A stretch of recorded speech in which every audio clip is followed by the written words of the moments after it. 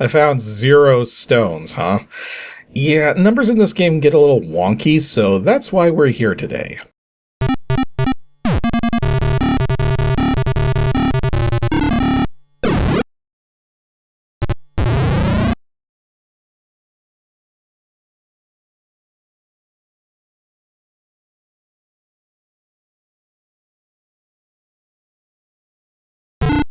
Today for ADG Pro, we're going back to Moraff's world, one of the quintessential shareware dungeon crawls of the early 90s, to tackle a question I've always had about this game. Just how important are the various character stats, and what do those stats actually affect? The thing is, the game tells you that you should have high this or high that when playing as certain classes, but the game never explains why you need those stats or what those stats are doing to increase your survivability, thus making me wonder just how necessary they actually are, with my original goal for today being to try and boil things down as exactly as possible. There were a couple problems trying to go for exacting math, though. The first is that there's random variance in a lot of the math, and not just by small margins. Just as an example, a character primed to do over 100 hit points of damage with a melee attack could also end up doing just 1 hit point of damage. This huge swing in the random outcomes makes it extremely difficult to nail down exact numbers for anything where random chance is a factor. On top of that, there's a lot of circumstances where the math doesn't quite make sense, and the most I was able to figure out was what numbers were involved with what and to what degree. All of that said, I did figure out a lot of generalizations, which can really help maximize one's performance in this game, so let's go over the steps I took to figure all of this out. First, the stats themselves. Moraff's world presents you with 6 primary stats: strength, intelligence, wisdom, constitution, agility/dexterity, as the game can't really decide what it wants to call that stat, and finally, luck. However, there are some secondary stats we need to concern ourselves with too, such as the player's level, experience points, hit points, spell points, weight, weapons, and armor. Now, characters also technically have an age stat, but it wasn't until the sequel where the age stat was actually put into effect, so we don't have to worry about that one here.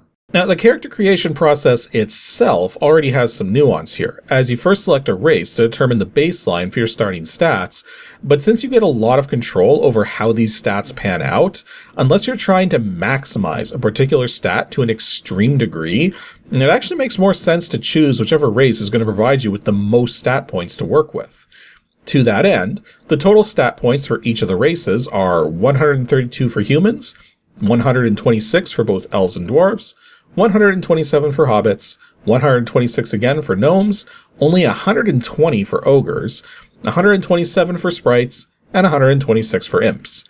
Yeah, unless you want to maximize a particular stat, always pick human. Then comes the rolling process, and this is where things get a little weird, because you'll not only see stats well above the stats shown on the prior race selection screen, they can also go much lower. So what's actually happening here is that the stats on the previous screen serve as a baseline, and then randomization occurs to shuffle points in and out of the stats so that the total points between all stats remains the same. And there don't appear to be any caps on this process, though it takes a lot of rolling to get more than a 6-point shift into or out of a particular stat. However, there's also the design your own character option, but you do not want to press this right away, because what this does is simply remove 4 points from each stat in the current roll, so 24 points in total, then allows you to reapportion those 24 points however you want. Thus, you want to keep in mind how you want to build your character and roll something close to what you want first, then bring it into design mode to get it even closer to your vision of what would make for a powerful character. But then comes the class selection, what ultimately makes or breaks a run through this game. To put it simply, the descriptions of each class don't really explain them all that well, so I set myself the task to try and figure out exactly how they were working. Though this is going to be incredibly time-consuming if I had to do all of my testing strictly through the game itself. So I whipped out my hex editor and checked to see if the save data was obfuscated in any way. And it was not, meaning all I had to do was save the state of a game, load it in my hex editor, reload the game, make a single variable alteration of some kind, quit, reload the file in the hex editor, see what changed, and I would immediately know where a particular value was stored. Or heck, some of them were easy to spot a mile away just because of the uniqueness of the values. This also helped to answer a particular question I've always had about the game. You see, the experience numbers can ultimately get really big, but DOS programs are typically limited to 32-bit integers, which, when unsigned, max out at 4,294,967,295. Thus, to accurately represent whole numbers larger than this, you have to use various tricks and more than one variable. Unless you do what Steve Moraff decided to do and decide accuracy at such large values wasn't really worth anything anymore. Thus, experience points in Moraff's world are actually stored as a 64-bit double precision floating point number. This creates some interesting inaccuracies and also helps to explain why, if you watch your experience counter really closely, it'll sometimes be off by one or more points in either direction as you gain experience, especially at higher values, given that the nature of floating point variables makes them less and less accurate as you demand them to track more and more digits. Part of the reason I needed to do this, though, is because my initial testing of the classes revealed that your HP increases on level up were random, and not by a small amount. Thus, I needed a better way to dial in an average of some sort so that I could compare HP totals versus different primary stats. Now, what I ended up doing with each character class I wanted to test was to first create the character without giving too much care to their stats, then save the game right under the ladder to an int. Then I would hack the save file to alter the stats so I could test the outcomes of different stats on spell points and hit points, as well as set the byte values for the experience points to EA 47 5B C2 B5 B1 2543, which equates to the 64-bit floating point approximation of 3 quadrillion 53 trillion 184 billion 359 million 441,397. Or rather, 1 point higher than what the game requires a character to reach for experience level 100. Since again, the experience values lose accuracy as they get this large, and the equivalency check fails if you try to make it exact. So you need to go 1 point higher. From here, I would go to the inn, get the 100 levels, record the change in hit points and spell points, quit the game, which results in automatically saving the state of the game, then resave the save file from my hex editor so I could go back into the game and go to the inn again, and repeat until I got a decent cross-section of possibilities.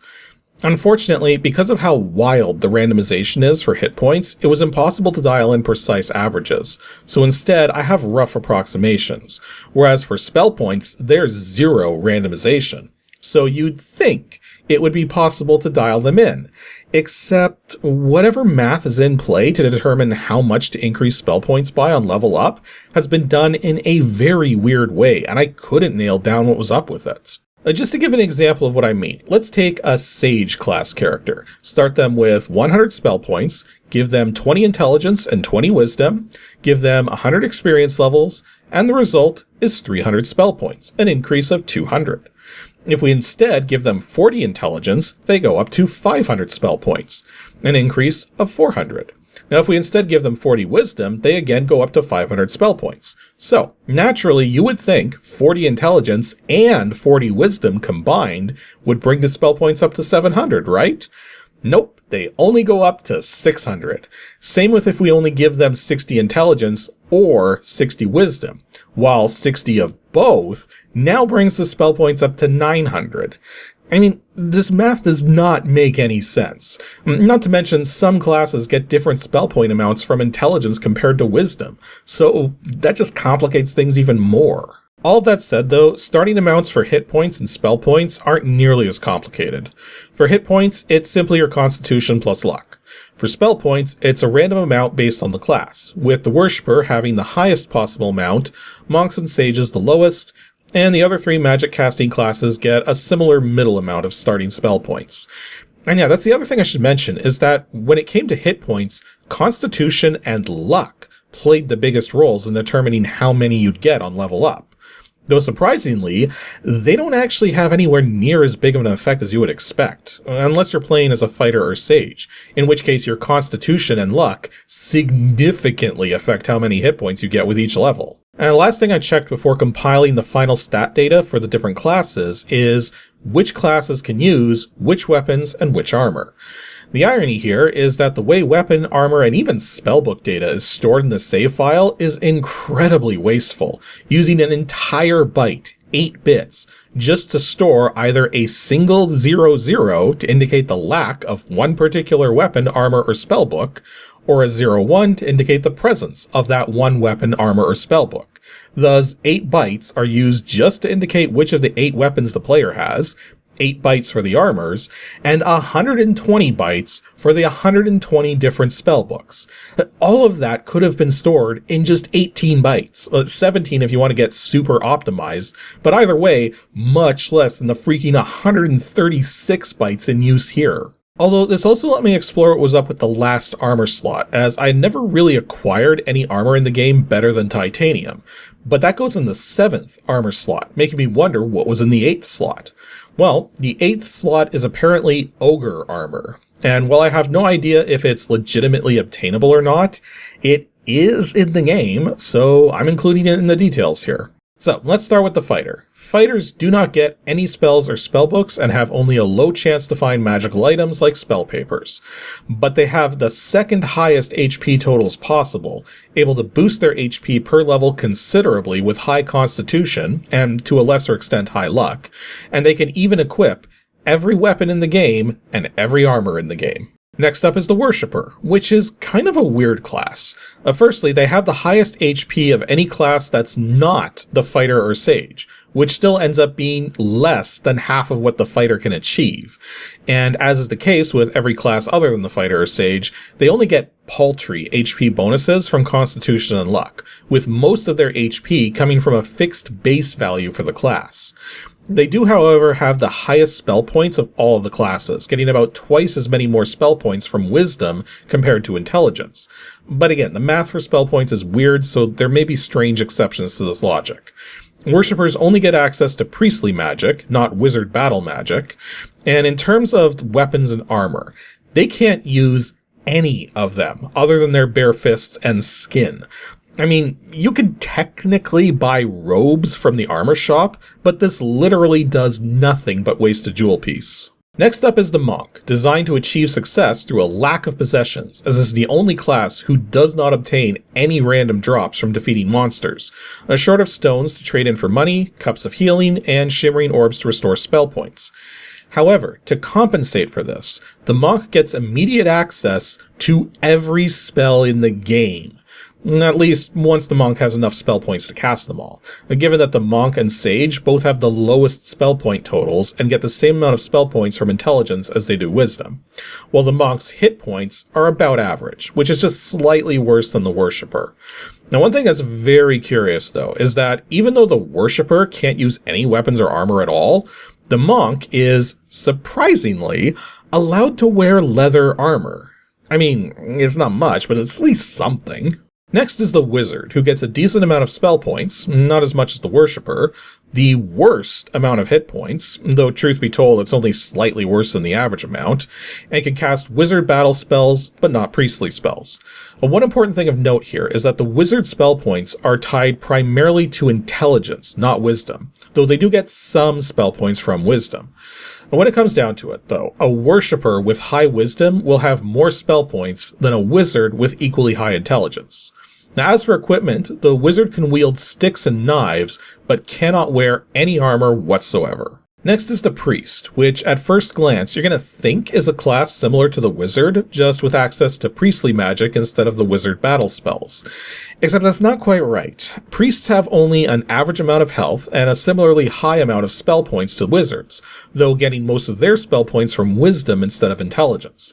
But the biggest discrepancy here is that priests can wield every weapon except greatswords and can wear every kind of armor. Yes, even titanium armor and ogre armor. That was not what I was expecting. Next we have the Sage, which isn't anywhere near as hard to play as you might think. I mean, sure, the Sage gets the worst amount of spell points for a magic user, just like the Monk, with no preference between intelligence or wisdom, but they have the highest HP of any class by far, some of it from luck, but the vast majority of it from constitution, plus Sages can ultimately learn to cast every spell in the game, both wizard battle spells and priestly spells. For armaments, though, they're stuck with sticks and knives just like the wizard, but unlike the wizard, they can at least wear leather armor. Then lastly, we have the Mage. The Mage is kind of like an in-between class, getting a middling amount of both hit points and spell points, with spell points being slightly favored via intelligence over wisdom, though not by a huge stretch. They get access to wizard battle spells, but not priestly spells, but then just like with the priests, they can wield every weapon except greatswords and can wear every kind of armor. Now, there's still some more testing we need to do, but we can already begin to draw a few conclusions here. The first is that if you're playing as any class other than the fighter or sage, you do not need to go crazy with Constitution, because the benefit provided is very paltry. For classes which have a preference of intelligence or wisdom for getting spell points, you probably want to emphasize the appropriate stat. However, none of the spells in the game seem to have any preference for high intelligence, and only a handful of spells need high wisdom to be decent, but even then, they really don't benefit that much. But still, this means if you're playing a Monk or Sage who don't have a preference between the two for spell points, you probably want to emphasize wisdom over intelligence anyways. And next we want to try and figure out what else these stats are doing in terms of the gameplay. The two biggest questions I wanted to answer was how to optimize melee combat and how much of a factor luck would be towards acquiring drops from the enemies. And the game itself tells you that you want to keep your weight down while raising your strength to do more damage and your agility to take less hits. But is any of that true? I figured the best way to test this was to first set up a scenario whereby I was ready to be accosted by a monster. I then saved my game, quit the program, and hacked into the save data. With some searching, I was able to find the hit point value for the monster that I was about to face, and changed it to a whopping 10,000, so that the battle would keep going long enough to record a useful amount of data. I would then go in, run a macro to perform melee attacks 100 times, would record the results for later reference, quit, restore a backup of the save data, adjust some stats in the save file slightly, resave, reload in the game, and there we go with another 100 attacks. Through this process, I was able to figure out quite a few things. Let's start with the damage calculation. While I wasn't able to figure out the damage calculations exactly, I did notice a couple pertinent things. The first is that there's technically no such thing as a miss. The way the damage calculations work is that when you or your opponent is calculated to do 0 damage or less, it shows up as a miss. This means the more damage you can do, the less misses you will have in general. But again, this is because there's a huge gap between the minimum damage you can deal and the maximum. The second thing I noticed is that there's a pattern going on with the player's hits and misses and the damage being dealt, as it all seems to be following a sort of sine wave of sorts, thus why you have bursts of hitting multiple times in a row, then suddenly not being able to hit several times in a row following. Granted, there is some randomness on top of this too, and the sine wave itself seems to be timer-based instead of based on the hits you make. Enemy attacks, though, are completely random, no sine waves or anything of such affecting them. However, I did my initial test with no weapons or armor equipped, so I followed this up by doing a test with a good weapon and some good armor equipped, and noticed something peculiar. I was dealing more damage and hitting more often, but the enemy was also getting to attack more often, and yet was still doing about as much damage per number of strikes. And I thought maybe this was because of the weight? So I did another test following where I again had no equipment armed, but also had myself weighed down. And yet despite that, it didn't change the results compared to the first test. This means, as far as combat is concerned, your weight does not actually play a factor. In fact, I wasn't able to gauge what weight was doing, if anything. But what seems to really matter here is what your equipment is, or more particularly, the kind of weapon you have equipped. It turns out the kind of weapon you have equipped dramatically affects how many strikes enemies will get on you, whereby when using just your hands, enemies get only half as many strikes on you compared to if you are equipped with the Great Sword, and every other weapon lands somewhere between those two extremes. My testing showed that hands were the best for taking fewer hits from the enemies, followed by the knife, then the stick, then the short sword, then the club, then the long sword, then the mace, and finally the great sword.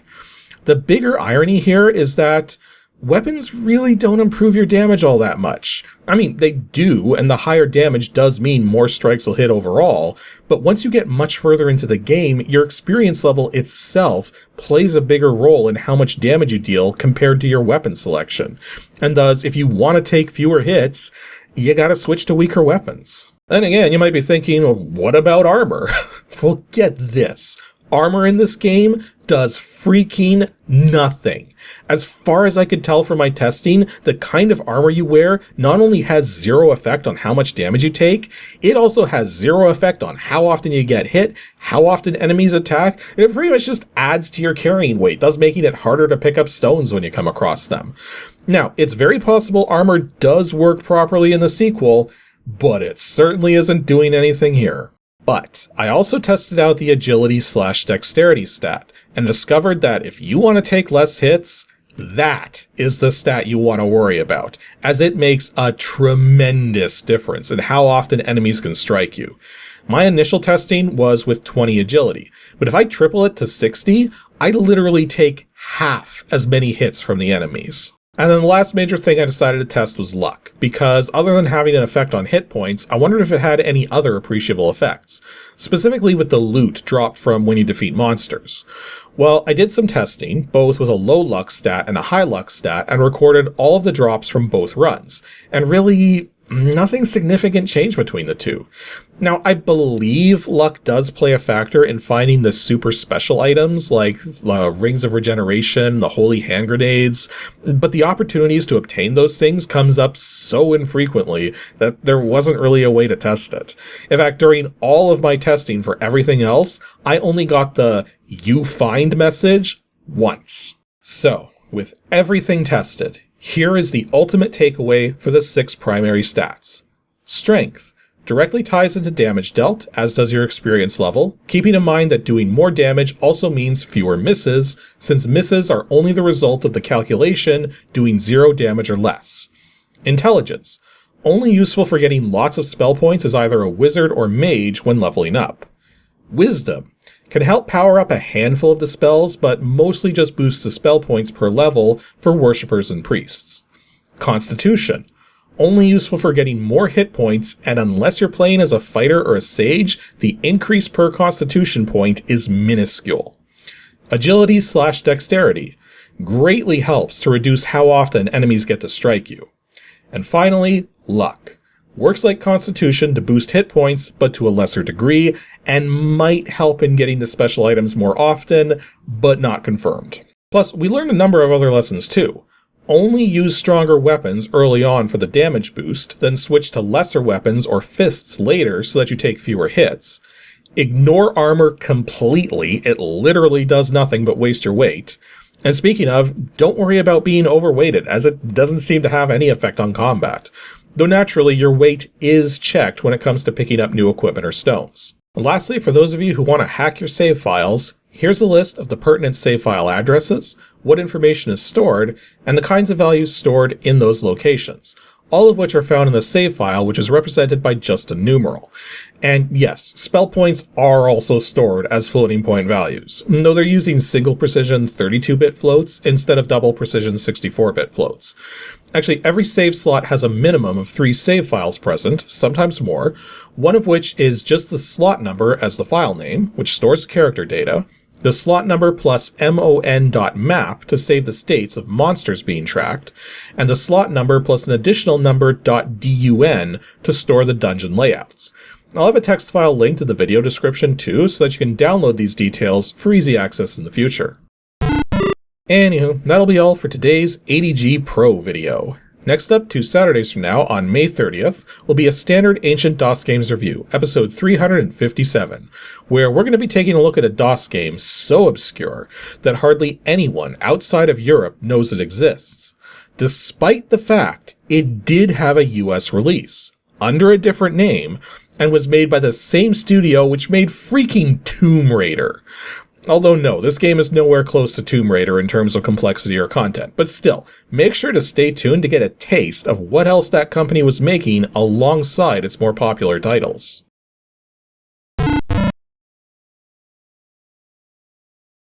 Thanks for watching. An extra special thanks to everyone supporting me on Patreon. Just $1 a month is all it takes to help keep these shows going, so please consider joining everyone you see here over at patreon.com/KASICK.